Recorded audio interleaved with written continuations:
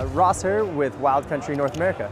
The Revo is finally on the market, so we have been delivering to our retailers today. And the delay came from a few things, developing the device and making sure that it was absolutely to the quality standards. And in that process, we moved our manufacturing from Asia to Italy. So our factory now is 2 hours from our main headquarters in Bolzano, Italy, and that gives us a better relationship with our manufacturer and better eyes on what we're doing and how we're working with them.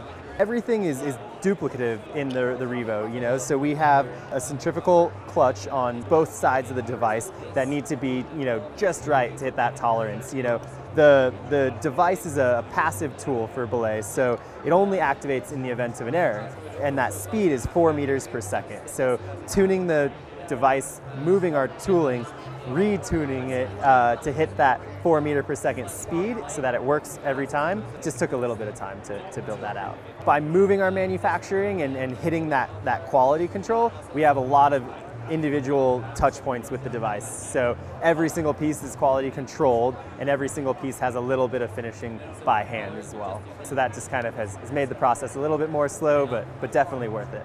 When we originally delivered it, we got a couple customers that said, they had, some visual imperfections that they weren't quite happy with, and purely visual and cosmetic on the device. Yeah. So we took it really seriously, and we made sure to go through and redo quality control, recheck the batch, confirm if it was an anomaly. We were able to identify a couple pieces. We got them off the market. That's something that was addressed right away, and we're okay with now. So the goal for the Revo is to work on a huge range of ropes. Pretty much any single rope that you'd want to use, from 8.5 to 11 millimeters.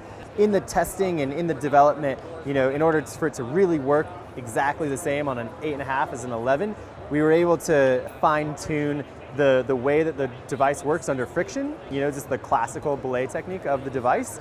And we needed to be closer to the factory to do that and have that relationship. And we did have to go back and retool things to do that. And so that was the main delay, is retooling and rechanging to hit that huge spectrum of the original goal and how we wanted to launch the device.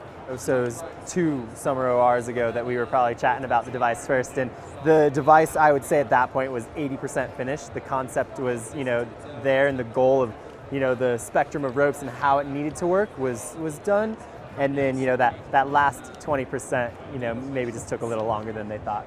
In the device concept and the device, function and what people are really getting out of it, the value in the Revo, there's a group of climbers out there that have been taught a traditional technique.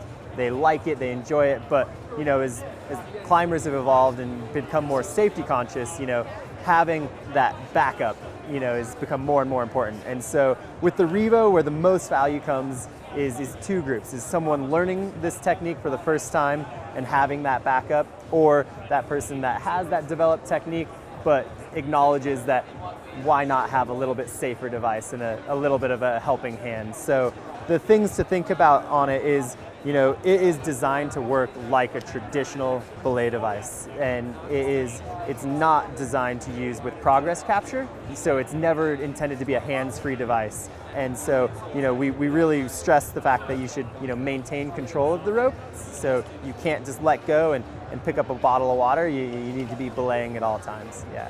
In a situation where your partner can say take and sit down into the rope, when you take in that slack, if you do want to have the device activated, you will need to activate the device before you put pressure into the teeth. And so you want to, if your partner says take, you can bring him in, but you're going to want to engage the teeth beforehand and set the rope off to the side, maintaining control. But as soon as you go into the device and take control and friction, you're going to be, back in the driver's seat of the device and, traditionally belay it.